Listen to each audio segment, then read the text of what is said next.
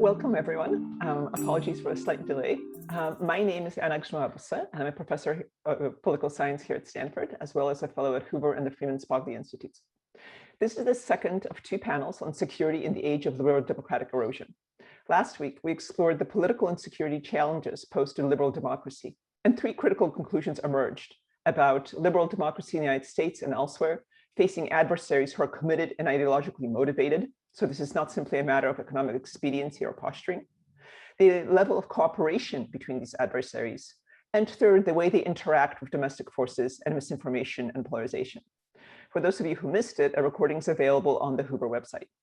Today, we'll explore the responses to these challenges, how we can protect both sovereignty and liberal democracy. And to that end, we've assembled a fantastic group of experts with a remarkable record of research and service. In the order of both alphabetical and in order in which they'll speak. First, Rose Miller is a research fellow at the Hoover Institution and the Frank and Arthur Payne Distinguished Lecturer at the Freeman Spogli Institute and Center for International Security and Cooperation. She has served as Deputy Secretary General of NATO and is Undersecretary of State for Arms Control and International Security in the US State Department. H.R. McMaster is the Fouad and Michelle Ajami Senior Fellow at the Hoover Institution. He served as a commissioned officer in the US Army for 34 years before retiring as Lieutenant General in June 2018. He served as the United States National Security Advisor and is the author of Battlegrounds, The Fight to Defend the Free World. Jackie Schneider is a Hoover Fellow, and her research focuses on the interaction of technology, national security, and political psychology, especially cybersecurity, unmanned technologies, and Northeast Asia. She's also a non-resident fellow at the Naval War College Cyber and Innovation Policy Institute and a senior policy advisor to the Cyberspace Solarium Commission. And finally, Amy Ziegart is the Morris Arnold and Nona Jean Cox Senior Fellow at the Hoover Institution and a professor of political science at Stanford. She's also senior fellow at the Freeman Spogli Institute, the chair of Stanford's Artificial Intelligence and International Security Steering Committee, and a contributing writer at The Atlantic. She specializes in US intelligence, emerging technologies, and national security, grand strategy, and global political risk management. Each of the panelists will speak for 8 to 10 minutes, and we will then open up for Q&A. If you could please use the Q&A window, feel free to ask any questions either now or later on. I will moderate them and sum them up. So please join me in welcoming our experts. And again, we'll start with Secretary Gittmiller. Thank you. Thank you very much, Anna. It's a pleasure to be with you all this morning and with my co-panelists. It's a great honor to be on this platform, I guess virtual platform with you this morning. We confronted a great number of challenges and dire threats last week in a very good discussion, which if you haven't had a chance to listen to it, I hope you will take some time to do so. It was, well, frankly, a hair-raising tour around the threat environment that we face today and a very important laydown of the challenges that we have to confront. What I would like to do this morning is talk about the role of diplomacy. Diplomacy as part of an equitable toolkit that involves, of course, military tools, the tools of our defense establishment, but also must include the tools of our diplomats, of our Department of State. And I come to this really by thinking that Gates and Clinton, Secretary of Defense Gates and Secretary of State Clinton had it right in April of 2010, when they went not only before the Senate, but also before the public, and talked about the way that the State Department and the Department of Defense needed to work together to deliver for US foreign and security policy. Gates was especially articulate as Secretary of Defense in arguing against, at that time, what were some dire cuts in the State Department budget. And he argued that full funding of both the national defense and foreign affairs budgets are, and I quote, necessary for our national security and ensuring our continued leadership in the world. They both spoke in very profound and serious ways about the mutual dependency of military and civilian operations. And I think it's especially important at this stage, since the State Department was so hollowed out during the previous administration and has really been suffering not only dire budget cuts, but also some great personnel losses of some of our most experienced diplomats. So it's an especially important point to emphasize now, and I do note the fact that Secretary of Defense Austin and Secretary of State Blinken seem to be on this track once again of working closely together to try to fit together, again, in this equitable toolkit, the tools of both diplomacy and defense policy. National security is made up of both of those sets of tools. Now, how to apply it best. And there's a big debate about this. I wanted to address it also in my remarks this morning. And I refer you, first of all, to an excellent piece by Lilia Shevtsova, my former colleague from the Carnegie Moscow Center, who wrote in the Financial Times on Monday about the kind of Hitchcockian games that Vladimir Putin, the president of the Russian Federation, is playing. And if you're working in the Russia field, you know that there has been quite a debate swirling around about this. Do we just apply the tools, not only of military force in deterring against Russia at the present time, but also some of our economic tools like economic sanctions against Russia to try to bring them back to better behavior in the international community, to try to impel them to solve some of the problems they have caused, such as the destabilization of the eastern part of Ukraine, their invasion of Crimea. How do we really get Russia to work now best on the international stage? That's part one, but also in terms of resolving some of these serious problems that the international community of liberal democracies has with the Russian Federation. It's a very serious debate, and there's a great deal of difference among the expert community, I must say, with some arguing that we should only be using the tools that punish, such as economic sanctions, and the tools of deterrence, such as military force. And indeed, as Deputy Secretary General of NATO, I fully supported the efforts that we had underway to deter and defend against a resurgent Russia, not only putting in place the 4 battle groups in the Baltic states and Poland that are our essential deterrence tripwire in Europe, but also putting in place the means rapidly, again, to reinforce the NATO allies should there be a point at which Russia escalates crisis into conflict in the European space. So I fully support strong efforts to deter and defend against Russia. But even in NATO, there is a longstanding policy of also pursuing détente with Russia, first inscribed in the famous Harmel report in the late 1960s. This notion of a dual-track approach to Russia is one that I also think must be endorsed. And on that dual track, it is diplomacy that serves to advance the notion of some kind of dialogue and détente with Russia.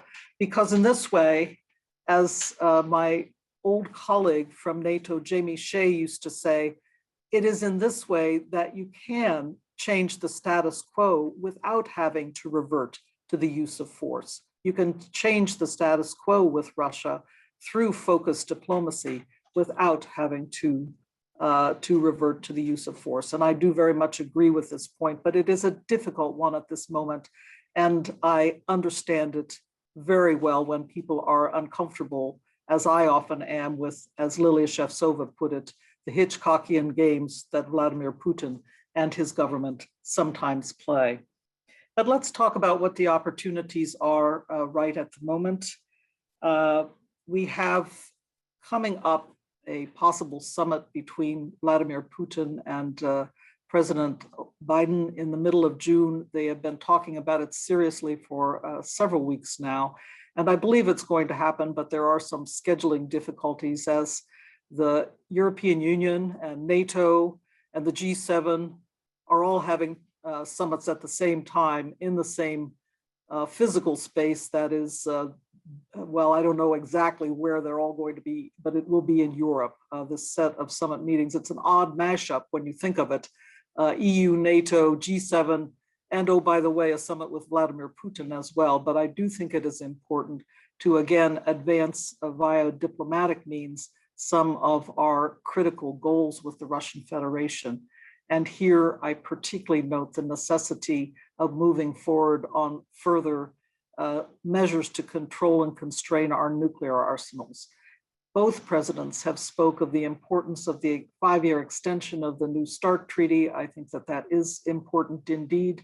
because it gives us an opportunity to negotiate a follow-on treaty in a stable and predictable environment. It also, by the way, keeps the Russian nuclear arsenal under limits during a period when the United States is modernizing its nuclear arsenal. And I believe that predictability in the environment for our nuclear modernization is extraordinarily important, probably the most important reason for extending New START for the 5 years. It has been extended until 2026.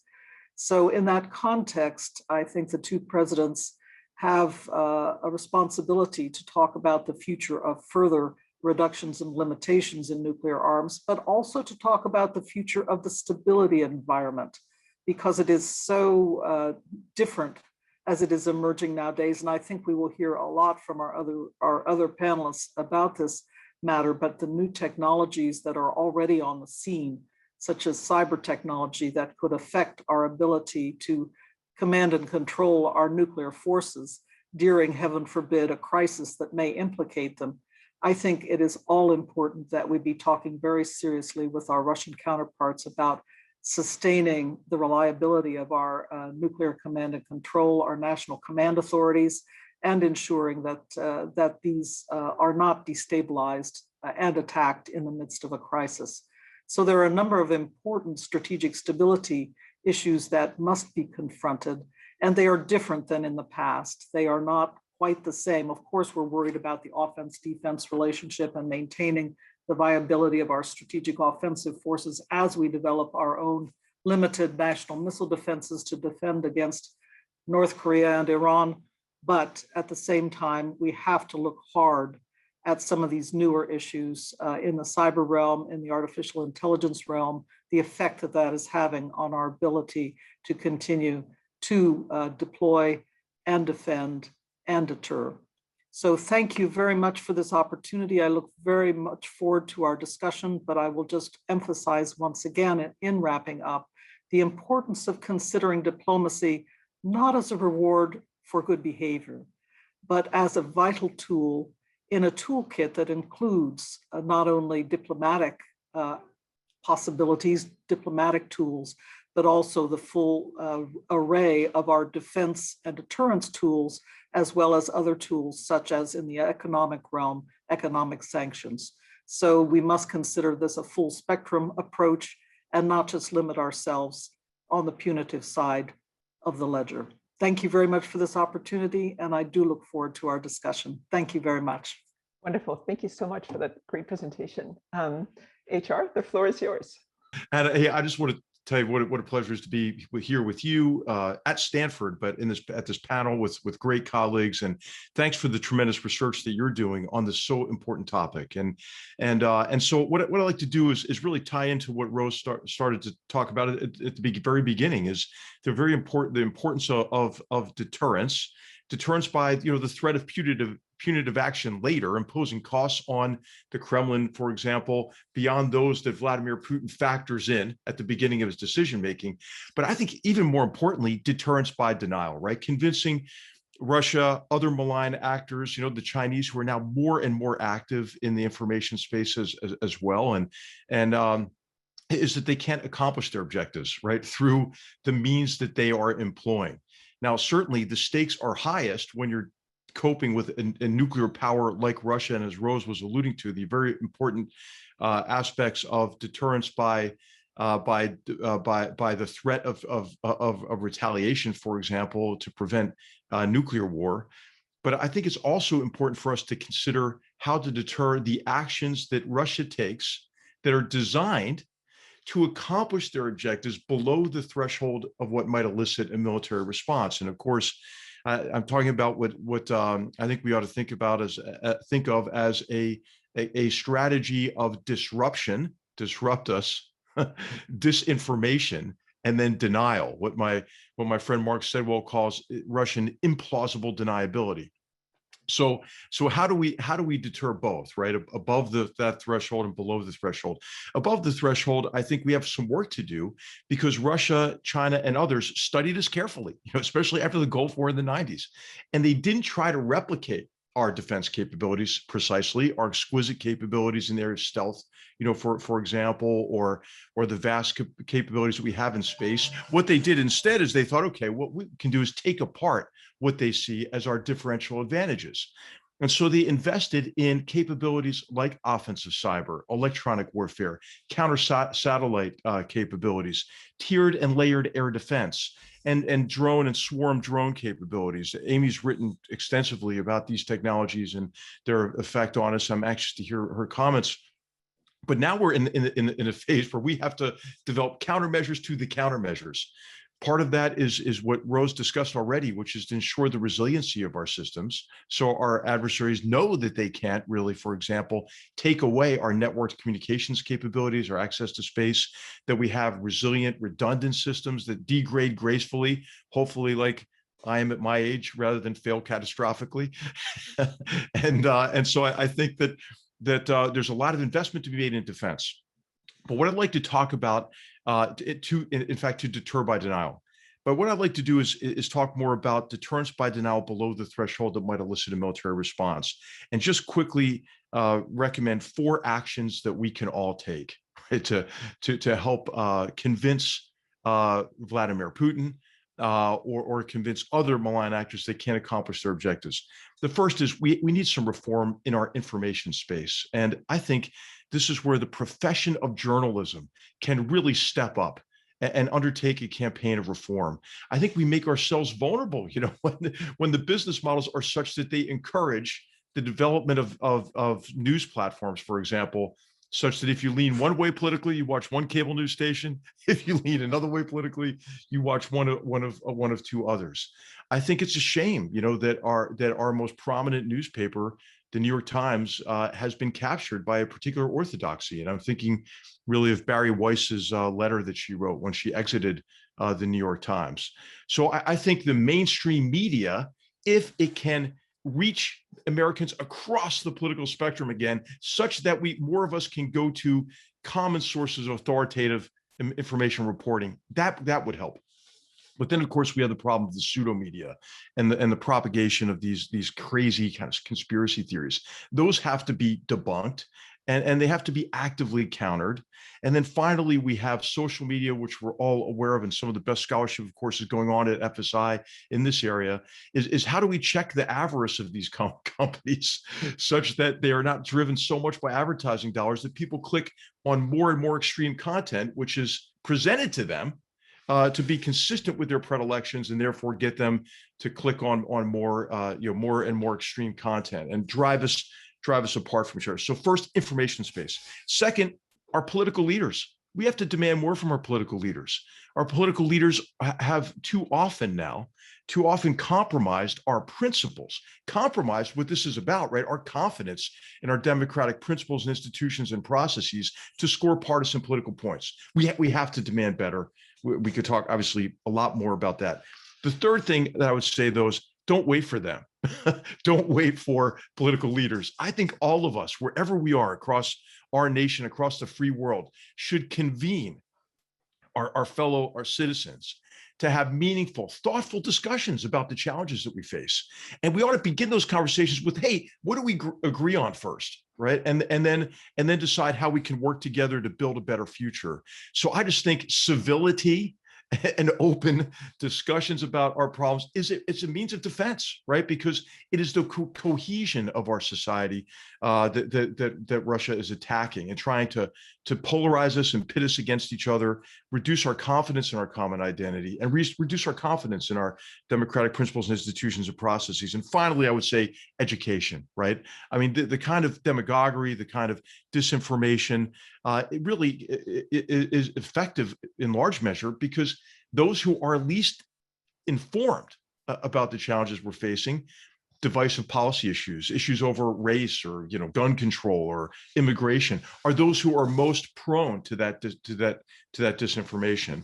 And I think in particular, what concerns me more and more these days is the destructive interaction between these sort of reified theories that teach our young people that they should judge people by their identity category rather than by the content of their character, and how that interacts with with bigotry and racism of various forms. So anyway, I think there's a lot we can do, right? We can work on the information space. We can demand more of our political leaders. We can do more ourselves through civic action, and then we can focus on education. Thank you. Thank you very much, HR. These are all very long-term goals I think that we will all share as a society. Jackie. Thank you so much. And I want to say it's kind of funny. I'm going to talk very specifically about US cyber strategy. But none of us actually talked beforehand about kind of what we were going to be recommending. But I think you'll find there are some themes here as we go. So I very much enjoyed being on this panel. So I want to kind of take us back over a decade. In 2011, the Obama administration penned their first cyber strategy. And the international cyber strategy called for an internet that promoted prosperity, security, and openness, all by upholding the principles of free speech and association, privacy, and the freedom of information. It's been, a decade since this initial strategy, and the threats to these strategic principles have been perhaps more diverse and prolific than the strategy really imagined. Over this decade now, administrations, the US has evolved and expanded its strategic efforts to respond to these threats. But now as we move into a new administration, should we still be focused on these same strategic principles? And what have we learned about what works and what doesn't when it comes to cyber strategy? So I just first want to say that I think building a new cyberspace strategy begins with these strategic priorities. And here is where the Obama administration's original focus on an open, free, and secure internet is still incredibly valuable.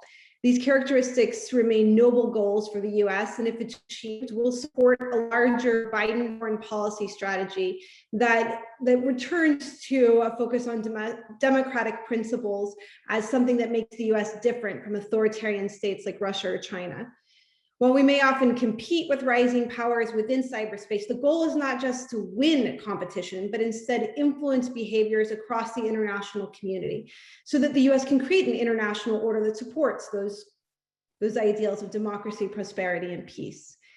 But the new cyberspace strategy is going to have even loftier goals than what the Obama administration dreamed of in 2011. And that's because we've learned about the danger not only in not having access to information, but also in accessing invalid information, whether that be campaigns of disinformation or the manipulation of data to degrade trust in our economic or governance systems. The new US cyber strategy will have to seek not only an open, free, and secure internet, but will also have to safeguard genuine or valid information. And that's a key addition to strategic priorities. Because if the Biden administration's strategic focus is on restoring economic prosperity and democracy at home, then having a cyberspace that we can rely on for valid or genuine information will be key. So how can we achieve these strategic goals, especially given the proliferation of threats to data in cyberspace? So I think this is something I agree very much with HR, that the primary line of effort for the Biden cyberspace strategy, around which all other lines of effort should bolster, should be resilience. The resilience requires not only investing in federal networks and technologies that are more technically resilient, but also in building data users that are more resilient. So tied intimately to resilience are three activities: defense, intelligence, and information sharing. All three of these activities benefit from investments in commercial cybersecurity technology, as well as federal investment in research and development in cybersecurity. Further, the Biden administration should continue to build out the interagency and public-private information sharing that matured over the Trump administration, particularly at CISA. In particular, creating ways to quickly share threat information across economic sectors or across critical infrastructure sectors, and within the existing agency partnerships, it's going to reap very large rewards. Now, during the Obama administration, norms and deterrence played a central role in cyberspace strategy.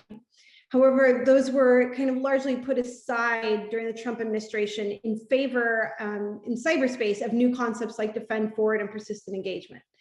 But these concepts are not really replacements for each other, and deterrence and defend forward should live together and coexist. The difficulty has been twofold. First, The US needs to define what it cares about so that it can have credible cross-domain threats of punishment to deter the worst type of cyber attacks. Think the type of cyber attacks that create violence to US citizens or threaten the US nuclear arsenal. Secondly, the US needs to resolve a current contradiction in the strategy between a nation that nominally propagates norms to not attack civilian critical infrastructure and yet does not define the limits of its own cyber actions, taking under the Department of Defense's Defend Forward strategy. Here, I think the Biden administration has a real opportunity, not only to ensure the success of its own strategy, but also to build norms of appropriate behavior in cyberspace. The first step, therefore, in solving this kind of US cyber strategy contradiction is to decrease strategic ambiguity about what cyber attacks are serious enough to warrant a violent response from the US. Most cyber attacks will not be able to be credibly deterred, but the US may be able to credibly threaten cross-domain punishment for truly strategic cyber attacks. And for me, I think of those as violent effects against civilian populations or attacks that threaten a state's nuclear control. But I think defining and deterring what the US cares about at the strategic level is only the first necessary step. The US must not just assert these targets off limits for US adversaries, but I really think that they should declare them off limits for the United States. The adoption of a declaratory policy of strategic restraint in cyberspace, especially when buttressed by credible threats of retaliation across military options, can help signal credible US restraint and scope appropriate status quo cyber activity, thus kind of shoring up both a strategic threshold of restraint and a lower threshold of status quo cyber activity that occurs without violent retaliation. This is the kind of activity you would see under Defend Forward. Now, all of these actions support norms that the strategy should propagate about what are responsible actions in cyberspace, what is off limits, and where we need to invest in resiliency, defense, and punishment to make cyber exploits less likely to succeed. Diplomacy should focus on what might be largely popular across both allies and adversary nations. For example, agreements binding or non-binding to restrain state-sponsored attacks against critical infrastructure. Meanwhile, the State Department could pursue bilateral or hub-and-spoke agreements that graft off existing arrangements, for example, negotiating agreements to restrain cyber network exploitation or attacks against nuclear arsenals. Finally, the Biden administration will have to carve out of an already tight budget investments in crisis response, cyber support to conventional campaigns, and law enforcement. This will be a very difficult battle. Now, over the last few decades, the US has doubled down on digital technologies, using these digital resources to forge a dominant military, an advanced digital economy, and a highly connected society. But these technologies have also come under threat. And the cyber innovations made over the last 4 years at places like the Department of Homeland Security and the Department of Defense will not be enough to forge strategic success. The incoming Biden administration should return to the principles and strategic focus of the Obama administration, but also build on the tactical and operational successes the Trump administration may have created by largely ignoring some of the cyber efforts that they facilitated at defense or homeland security. Finally, it's important to highlight that the greatest instability created by data has not been in warfare, but instead in the ways in which our digital dependencies can be manipulated to further schism already existing divides within our societies. The Biden administration will have to take on the very difficult task of regulating information without suppressing freedom of speech. An open and free internet is still important to democracy and a vibrant economy, but the incoming administration will have to do more to safeguard valid information in order to salvage the role of the internet in our society. As with all things cyber, the answer is not in the technology, but instead in humans and building resiliency and trust in the data that undergirds our democracy, our society, and our economy. It's going to be a tall order, but I'm convinced that we are better postured for that challenge today than we have been in the previous decade. Thank you so much, Jackie. That was a very hopeful and optimistic note to end on, which makes me hopeful that Amy will continue and make us even more hopeful and optimistic. Anna, I'm really sorry to disappoint you. I'm going to get more depressing before trying to end on a bit of an optimistic note. Let me share my screen. Thank you so much. It is really an honor, not only to be with my colleagues here today, but to be the sort of part 2 to the workshop that happened last week. If you haven't seen last week's workshop, I highly commend it But I have to say, Anna, that my first instinct in terms of thinking about how to respond to the list of horrors that Liz Economy and Mike McFaul and Abbas Milani and Kate Starbird laid out last week was to curl up in a fetal position and recommend we all eat more chocolate. But I will try to do a little bit better than that. What I want to try to do is to take a step back and ask, what does the threat landscape look like? Have we seen this movie before? And what's different about the foreign policy threats in general as a precursor to them? What do we recommend as we move forward? We know, right, that the threat landscape today, in addition to Russia, China, Iran, and disinformation and polarization in our own country, we know that threat landscape is complex, more complex than at any moment in history. It's more uncertain. We feel the anxiety of it. And critically, it's moving at a velocity that is unprecedented as well. And so what is different about this moment isn't so much the list of the threats that we're confronting, it's the driver of those threats. And that critical driver is a convergence of emerging technologies. That's what differentiates this moment from all previous moments. Never before have we stood at the convergence of so many game-changing technologies that are transforming economics, that are transforming domestic politics, how civil society relates inside countries, and that are transforming geopolitics across states. And I just want to tick through just a few. We take for granted internet connectivity today, but we think about the dramatic transformations generated by connectivity. More than half the world is online today. More people have cell phones than running water in the world. And that connectivity is not just opening new opportunities for business, but of course it's been supercharging politics, ranging from the Arab Spring to the Hong Kong umbrella movement, to repressive crackdowns by the Chinese and other authoritarian regimes using surveillance technology, to ISIS recruiting online, to Russia's information warfare. That's just connectivity. We have artificial intelligence. Some estimates are that AI could eliminate 40% of jobs worldwide in the next 15 to 25 years. And we know AI is poised to change not only economics, but the way that wars are fought. Already automating everything from logistics to cyber to unmanned systems that can sense and attack faster than humans can. And then there's quantum computing, which could unlock encrypted data that we currently take for granted that is protected, making cybersecurity even more problematic, and synthetic biology with the potential to create revolutionary advances in medicine and food, but also new weapons of war and new capabilities for data storage. Lots and lots of technologies at this one moment. What does it all mean? It means it's a technological moment of reckoning to deal with international security challenges. We have to harness both the insight and the power of these emerging technologies in order to advance our interests as well as our values. And it's a race, it's an adaptation race. The nation that adapts to this technological world the fastest is going to secure longer term advantage. So how do we do that?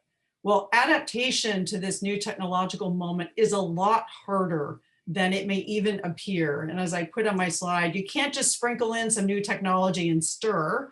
We actually have to understand that emerging technologies in this moment are creating fundamentally different dynamics affecting conflict and cooperation.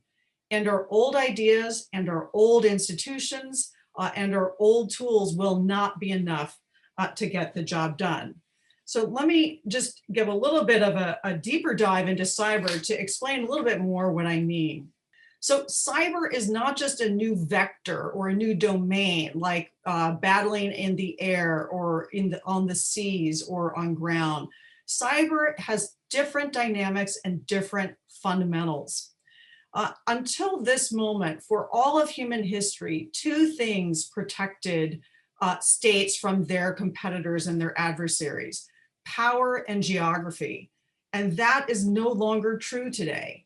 In cyberspace, for the first time, those who are most powerful are inherently the most vulnerable because we're so digitally connected. This is the conundrum the United States now confronts. We're simultaneously the most powerful state in cyberspace and the most vulnerable state in cyberspace.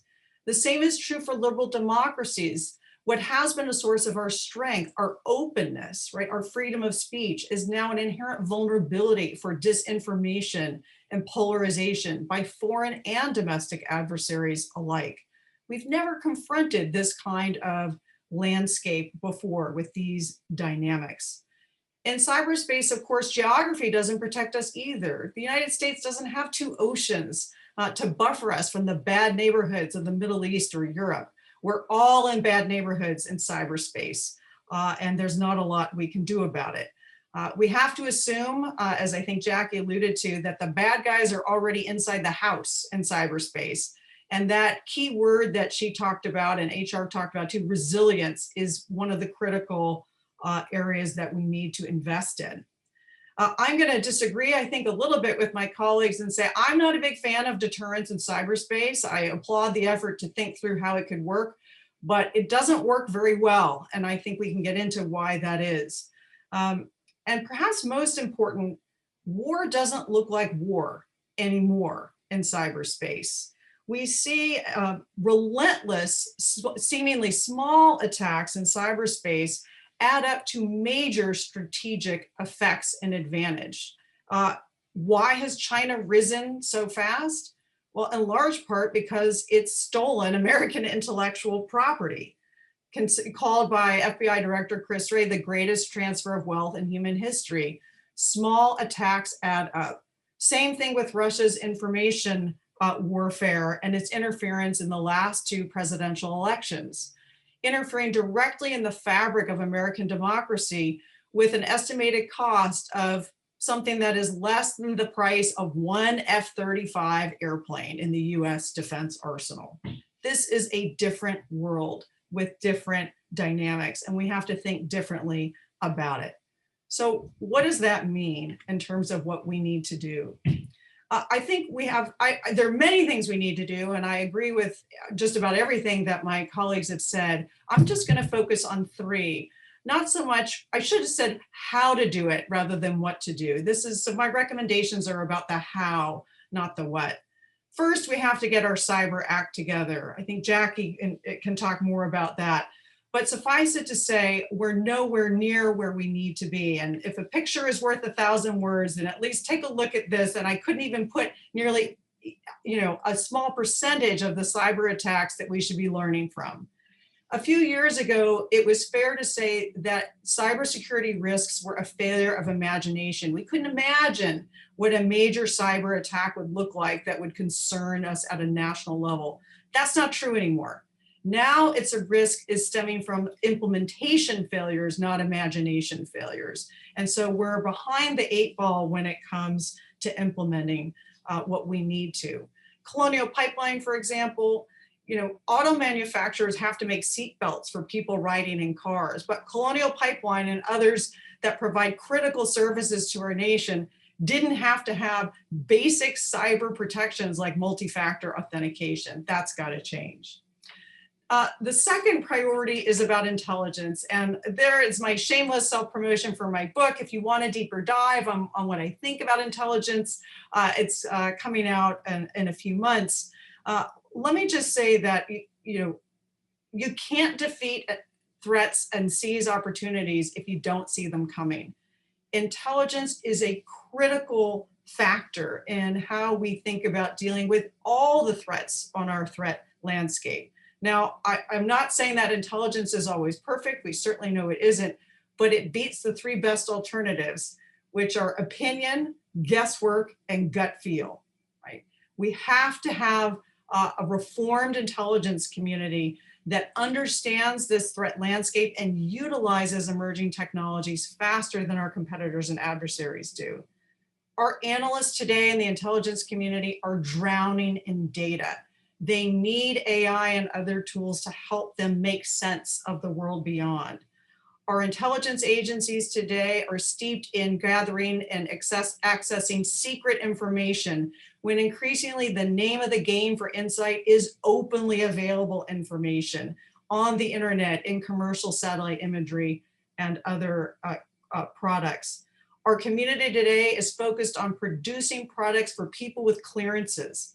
But we know that key decision makers in today's threat landscape are voters and tech leaders, decision makers outside of government agencies who don't hold security clearances, but who are critical for advancing our values and protecting our interests.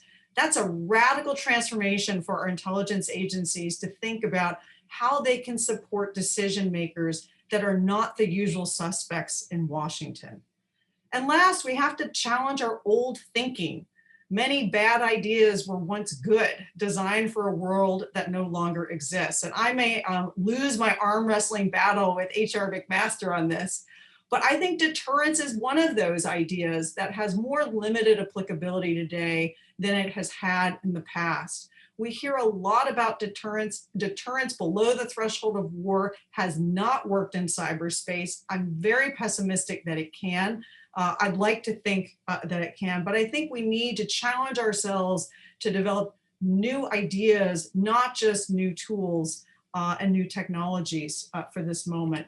I'm going to try to end on an optimistic note. It's hard for me to do. You'll see all the scary pictures on the right side of my slide, but 2 points of optimism, which is that we are not too late, right? I think there's a sense that the authoritarians have this advantage and that advantage is enduring. I don't think that's true.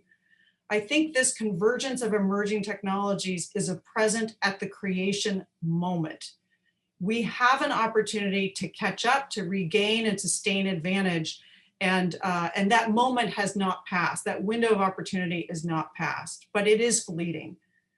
The second reason I'm optimistic is that if I have to think about one overarching magic superpower that the United States has, it's our capacity for innovation.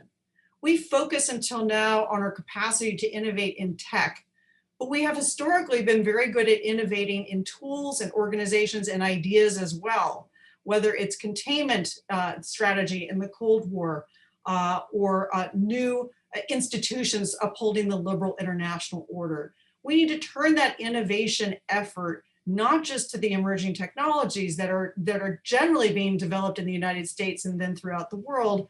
We need to turn it toward tools, organizations, and ideas as well. So I did my best to not depress everybody into eating more chocolate. I'm going to stop there. I still have a stash of chocolate just in case. Thank you so much, Amy, and thank you to all the panelists. We have a whole bunch of questions that are coming up, and let me try and group some of them. I think one of the sort of first and foremost ones was by Steve Krasner, who asks, what about force? Ultimately, isn't force the backstop to either diplomacy or the use of technology or anything else? Sort of, good old-fashioned military force. And so I'm wondering if the panelists could each respond in turn about what they view the role of basically military force in serving as a backstop to all these other proposals. I think absolutely. And I think just broadly, that if we want to talk about how to respond to cyber attacks that place our vital interests at risk, obviously the response has to be beyond cyberspace, right? There might be a cyber response to it, but as we have done many times, the key is to respond, with all elements of national power. And if it is a severe enough attack, and if the president decides to use military force under his Article 2 authorities, or Congress authorizes force, then that is an important element of the response to that threat. And I know at the tactical level, this is even early in 2000, in terms of the integration of cyber into military operations, 2005 to 2006, when we operated in Iraq. A way to deal with an enemy, an Al-Qaeda in Iraq cyber cell, for us was to drop a 500-pound bomb on them, which we did.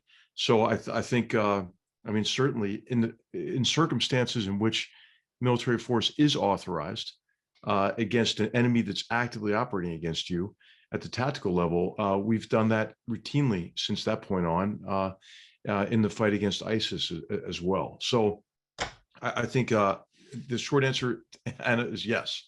Rose, what's your stand? If I could just take on Steve, thank you very much for that question, Steve. I noted it in the Q&A earlier. I really wanted to stress this notion of a toolkit, and that there's this spectrum of capabilities that the United States has available. Amy and Jackie have also talked about the spectrum of capabilities for trying to steer and make best use of the cyber tools that are now available to us, which I absolutely agree with as well.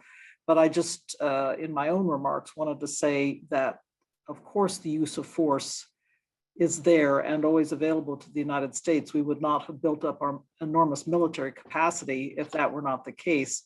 But it must work hand in hand with diplomacy, and that diplomacy shouldn't be shelved or, as I was saying, somehow considered to be a reward for good behavior. It's one of the essential tools we have available for advancing our national security. But of course, our ability to make use of military force always must be present as well. Jackie, Amy, how do you see the use of force in combination or as a backstop? Yeah, I think, when you're talking about the use of force as a complement, for example, to diplomacy, get those two elements, right? The capability, do we have the capability to best our opponents? And then can we credibly use it? And I think one of the challenges that the United States has had is that we have an extraordinarily capable military that for most of the threats that HR was speaking about, we don't have credibility about being able to use it, right? So what is the signal that states see and respond to? The movement of an aircraft carrier, right? But then the translation of the movement of the aircraft carrier in FONOPS or freedom of navigation operations, and then the actual willingness to use those aircraft to bomb some sort of sovereign territory. There's real asymmetry here. And that's been the real challenge for threats like cyberspace. I've done some experimental work trying to look at where the American public would support retaliation to cyber operations. And we find that, even at very, very large effects, the American public is generally not supportive of responses to cyber attacks that are not, in the cyber domain. So there's a real kind of credibility gap when it comes to the vast majority of cyber activity. And so I think you have to develop a force that has some sort of asymmetric arrows in its quiver, so that it can have both a capable force, but also a credibility of responses. And some of the emerging work on cyberspace actually suggests that states are thinking more about cyber operations as this kind of tool to increase the bargaining space between states in crisis, coercion, and competition. And then I'll just highlight Amy's work really quickly and then hand over to her. But I think Amy's work on the persistence of unmanned systems and how that creates a credibility that allows for some sort of coercion or deterrence is actually really useful. Sorry, I'll just switch over to Amy.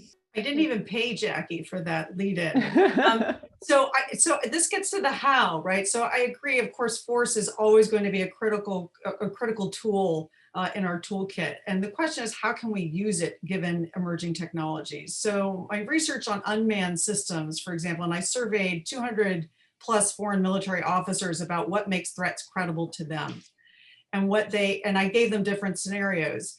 One of the things that we found was that the certainty of punishment is often more compelling than the severity of punishment. So you think about when, do you stop at red lights, right? If there's a camera on the red light, you're more likely to not run through the yellow because you're certain you're going to get punished. And research has shown that if you increase the severity of the punishment with more tickets, et cetera, it doesn't work as well. So what unmanned systems can do is increase the certainty of punishment with loiter time and persistent strike, right, in the same platforms, rather than the severity of punishment. So it's a new mechanism for coercion that is actually lower cost in terms of finance, lower cost in terms of risks of the warfighter, and potentially just as or more effective. So I think there's some interesting capabilities with unmanned systems, not to kill, but to coerce effectively, to get outcomes short of resorting to violence. I just want to add one other point, which is I think force will always be important, but we have unprecedented dependencies on economics today that affect our supply chains for our systems and affect our relations between states. So the Cold War, the US and the Soviet Union, we had a trading world without them and a military competition with them. Now those two worlds are combined. And so we need actually to think much more holistically about economic tools of statecraft as well as diplomacy and the use of force. There's also, a lot of interest in the Q&A in what we've already talked about in many ways, which is the deterrence in cyberspace deathmatch between Amy and HR. So I'd like to go in reverse alphabetical order and ask Amy to sort of tell us more about why she thinks deterrence in cyberspace doesn't work, HR why it might work, and I'd love to hear from Jackie and Rose about how deterrence in diplomacy and deterrence in this building up resilience can all interact. So why don't we go in reverse order this time? Amy? You go reverse alphabetical order for the hard question. Thanks for that. And I suspect that HR and I agree on more than we disagree. I'm a deterrence skeptic in cyberspace because I think deterrence can be very useful, but in very limited circumstances. So if we think about in physical space, deterrence during the Cold War kept the Cold War cold, but it didn't stop the Soviets from invading Afghanistan.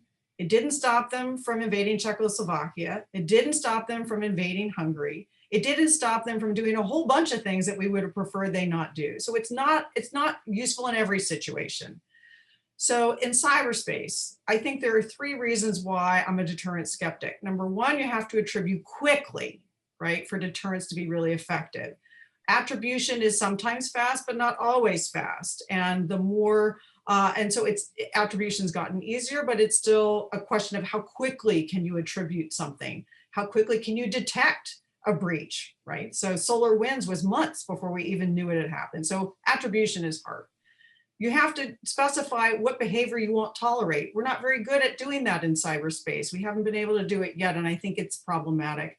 And third, and perhaps most importantly, you have to be able to credibly communicate before something bad happens what's going to happen if your adversary does something. But with cyber weapons, as Jackie knows better than I do, if you use it, you lose it. You show what you have, your adversary can turn that against you. So you can't do the equivalent of an above ground nuclear test of a cyber weapon to show you're going to be sorry if you take this step because we're going to retaliate against you. You can't do that or you lose the capability. That's different in cyberspace. So I'm naturally just much more skeptical that deterrence will work. And now I'm fearful. I'm going to turn over to HR to tell me why I'm wrong.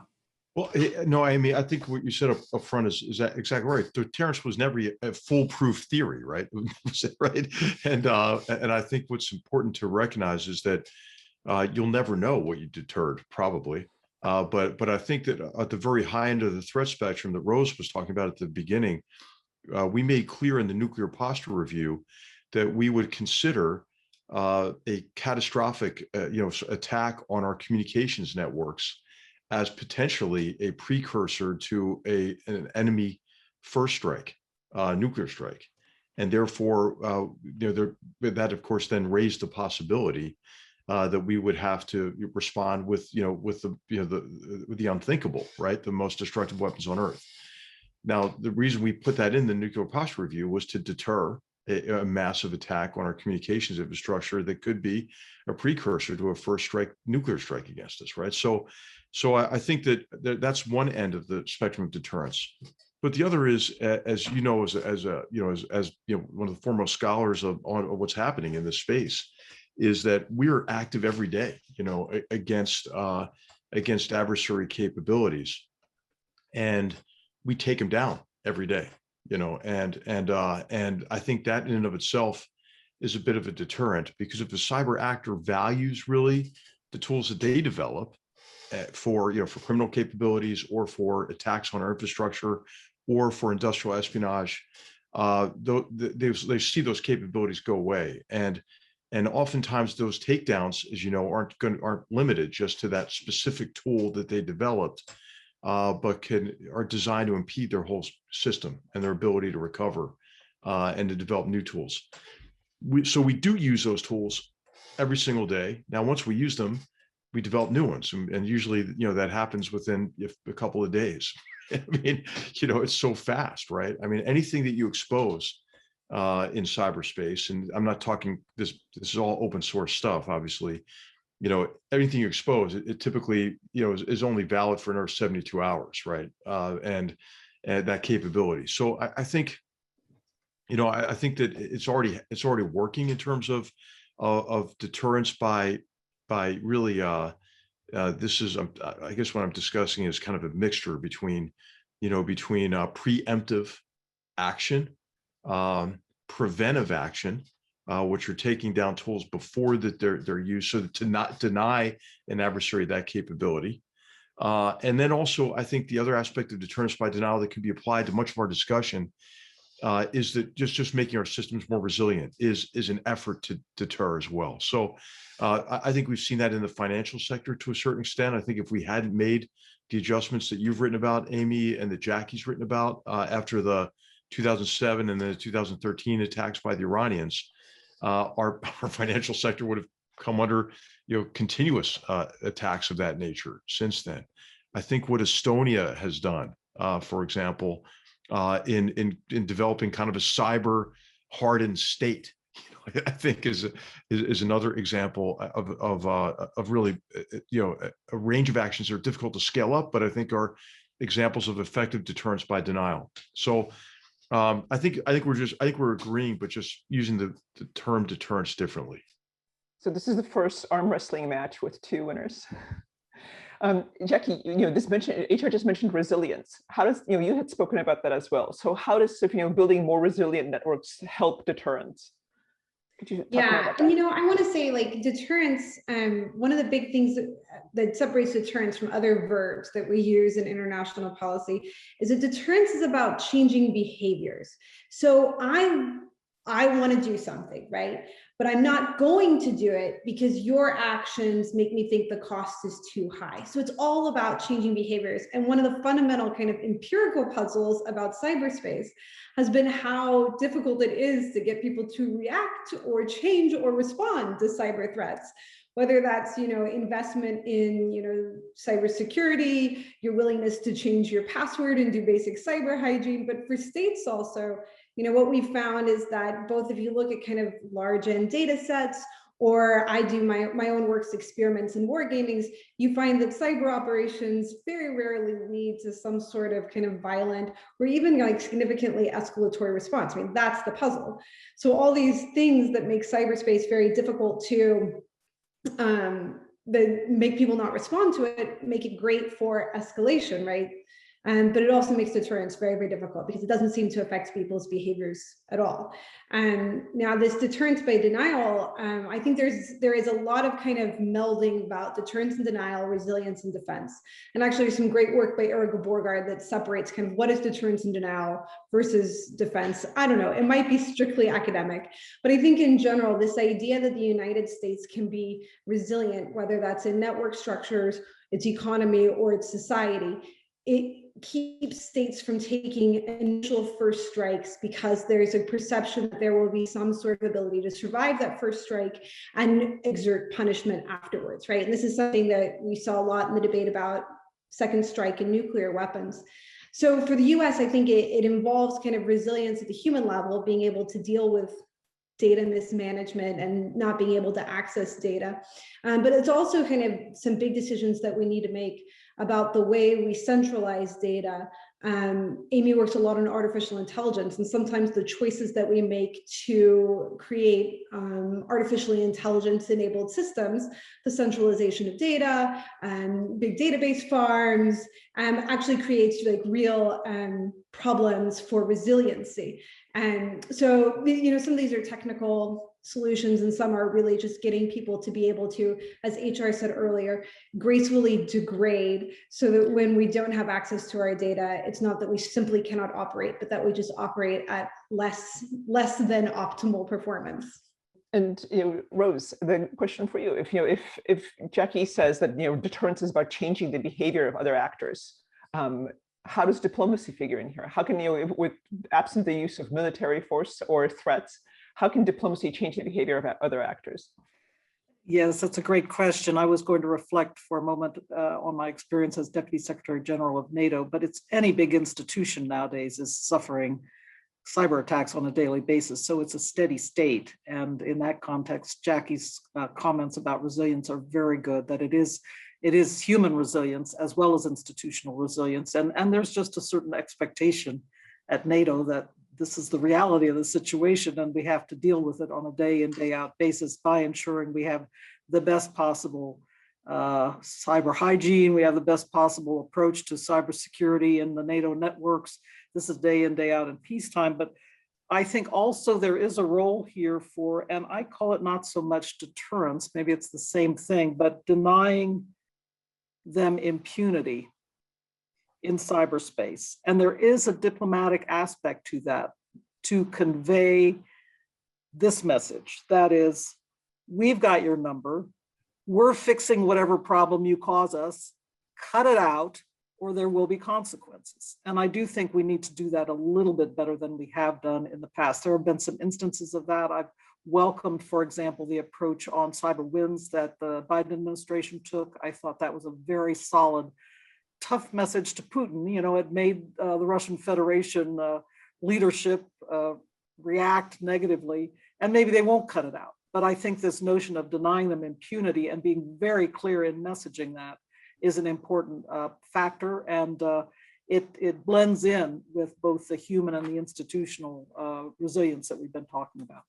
Okay, I'm going to, there's another question that's been coming up. We've talked now quite a bit about security, about deterrence, about resilience. We haven't talked so much about the liberal democracy side of things. And HR spoke quite directly to that by calling for us to basically hold journalists, politicians, voters, and our educational system much more accountable for the protection of liberal democracy. And Amy had also mentioned how liberal democracies and open societies in general are both more innovative and more vulnerable. So I'm wondering if each of you could speak a bit about sort of, you know, how we protect liberal democracy itself. And in order to achieve the goals that HR is talking about, what are some of the tools, some of the toolkits that you're familiar with that would help us to basically protect liberal democracy and achieve these goals of greater accountability, greater innovation, greater transparency? Why don't we start in alphabetical order this time with Rose first? Okay, this time, Amy, I got stuck with the tough questions. So, but I take seriously the various remarks in the Q&A about, you know, well, what does this all mean for democracy? You know, how does this help us rebuild and defend democracy where it needs to happen? And so I agree, we need to take the discussion in that direction. Again, I'm going to refer back to my experience at NATO to offer up an example that here too, I think we can take on some of these new threats full force, and really it gets down to HR's point about really asking our media outlets and our information organizations to take more responsibility. And the example I'm going to raise for you is dealing with the constant misinformation, disinformation attacks on our battle groups in the 3 Baltic states and in Poland. Some of you may remember a couple of years ago, the so-called Lisa story in Germany, where the misinformation began to swirl around that an Islamic individual had attacked a Russian-German citizen and raped her. She was a young teenager. Well, it turned out, after creating a lot of difficulty and many counteractions against the Islamic population in Germany, that this was a complete planted story and misinformation. So lo and behold, a short time later, there was a story that emerged in Lithuania about a German soldier in the battle group there who had raped a young Lithuanian girl. Well, very quickly, again, it's this business that the Lithuanian government had the number of the Russian Federation very quickly, and they turned to their media establishment and said, help us to debunk this story. And within a very short time, the story had been debunked, and it did not lead to the desired effect, which I assume the Russian Federation had, and that was to stir up opposition to the German-led battle group in Lithuania.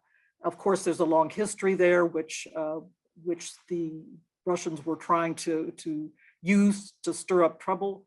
But here's an example where there was a very close alliance between a government and a media establishment to try to debunk some of this misinformation. And I hope we can do more of it. I completely agree with HR on this. It is time for our media establishment to step up and begin to take some additional responsibility for debunking some of this misinformation. I'll just add one thing to what I said earlier. It made me think of a Clinton quotation and I mean George Clinton of Parliament Funkadelic, who said, if you don't like the effect, don't produce the cause. And I think that part of the cause for us is our diminished, our diminished confidence in who we are as a people and in our democratic principles and institutions and processes. And I think a powerful tool that our enemies use, that I think any entity that is trying to push kind of a destructive agenda, they abuse history. And so I think, as a historian, I guess maybe that part of the answer is history and how we teach history. And I believe that many of our young people today in secondary education, and sadly in the academy, I think this problem began in the academy, are subjected to what I would call a curriculum of self-loathing, or at least a mild form of self-loathing, in which we're taught, our students are often taught that we are the problem in the world, right? And this is sort of consistent with the New Left interpretation of history. And I'm going to oversimplify here, but the idea that all of the ills of the world prior to 1945 were due to colonialism, and all the ills of the world after 1945 were due to capitalist and imperialism.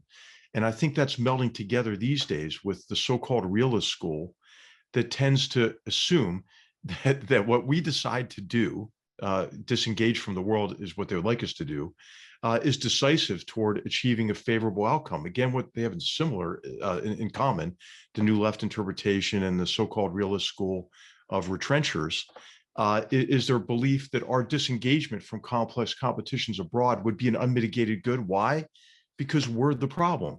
Now, oftentimes these theories and approaches, really then are viewed as advocating a much more modest policy, but they're actually profoundly arrogant, because they don't acknowledge that others have agency and influence and authorship over the future, including our adversaries, our rivals, and our enemies. I mean, I think the Chinese Communist Party and Vladimir Putin act mainly on their own volition and have aspirations beyond those that are in reaction to what we do, right? So I think that we really need to an emphasis on education, and also maybe a focus as well on maybe restoring confidence in our republic, right? And the great promise of America, recognition of the gifts enshrined in our Declaration of Independence and our Bill of Rights, but not to teach a contrived, happy view of history, right? To obviously point out that we've often not lived up to those principles, and that our republic is a constant work in progress that requires, as our founders knew it would, constant nurturing. So we should be disappointed, that it took almost 100 years to remove the blight of slavery, but we should celebrate, right, that we did emancipate 4 million of our fellow Americans in our most destructive war in history. We can be disappointed, in the failure of Reconstruction, the rise of Jim Crow and the Ku Klux Klan and separate but equal, but we should celebrate the achievements of the civil rights movement and the dismantlement of at least de jure segregation and inequality of opportunity, while recognizing de facto segregation and inequality of opportunity exist, and unequal treatment under the law and so forth. But that just means we have more work to do, right? But I think this this narrative these days associated with the abuse of history, such that our children are taught that the American Revolution by some people was fought to preserve slavery rather than to found a nation on principles that ultimately made that horrible institution incompatible with our founding documents and with the society that our founders envisioned. So I think there's really two aspects to this. One is educating ourselves more, our people more about America's role in the world, and my belief that of course we've made mistakes. I wrote a book about that, about why Vietnam became an American war. But America's been a force for good in the world and remains a force for good in the world, and to make a deliberate effort to restore our confidence. I mean, Richard Rorty said that national pride is to nations as self-respect is to individuals, an essential ingredient for self-improvement. So I think this is an aspect of restoring the strength of our democracy that is oftentimes maybe not doesn't enter into a conversation enough.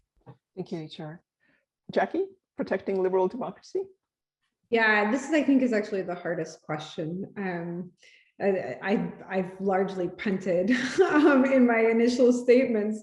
So I'm going to talk, I'll just take a tiny bite, a tiny nibble off this, because I think the problem is, invariably kind of societal and about education and repairing the schisms in our society. But part of that is because the way that we propagate information today magnifies the schisms.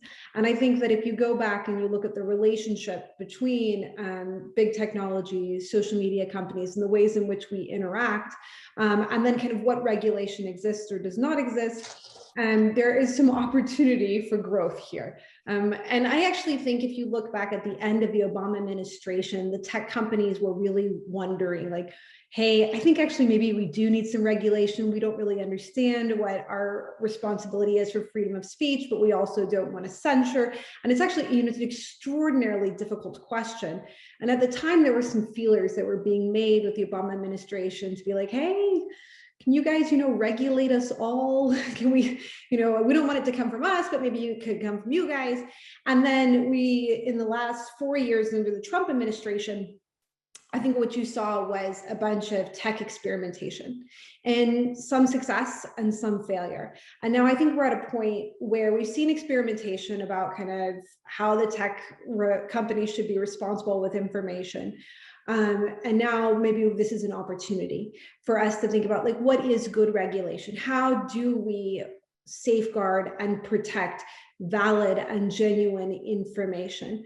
And I think this is probably a good opportunity and a time for the federal government to work with a bit of a light hand, but to work with the tech companies to try and solve that problem.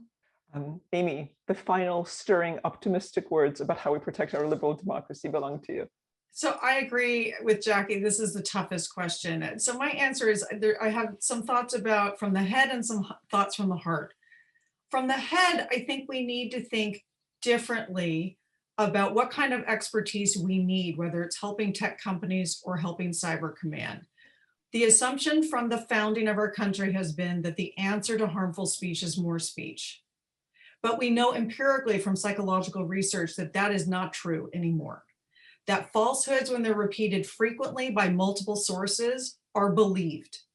And so that is exactly the online environment in which we find ourselves. So we need to really question that cornerstone, which is essentially legal analysis based on our historical experience, and harness more the insights of empirical work in psychology about how people actually process information, how people are actually susceptible to being believing in conspiracy theories, and developing solutions that address those empirical realities. We don't do enough about that. If you look at the Facebook oversight board, it's chock full of lawyers.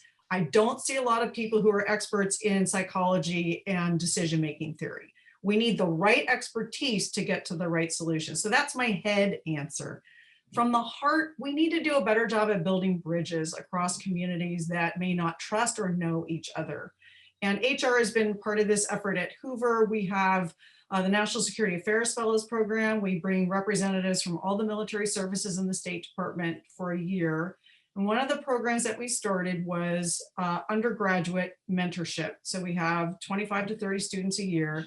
And the requirement for those students is that they have no experience or exposure with the US government before. This is not preaching to the converted. This is bringing communities together that don't know each other, may not trust each other, may not even like each other, but have a shared commitment to learn from each other. We need to do a lot more of that. It's not what someone else can do. It's what can we do ourselves to reach across and build bridges with people that we may not know or may not agree with. Thank you so much. And I think that's the perfect note to end on, because I certainly have learned a lot. As I'm sure our audience members have as well. Thank you to the panelists for sharing their time, wisdom, and expertise. Thank you to the audience for their questions and their participation. And I hope to see you at other Hoover events in the future. So thank you so much.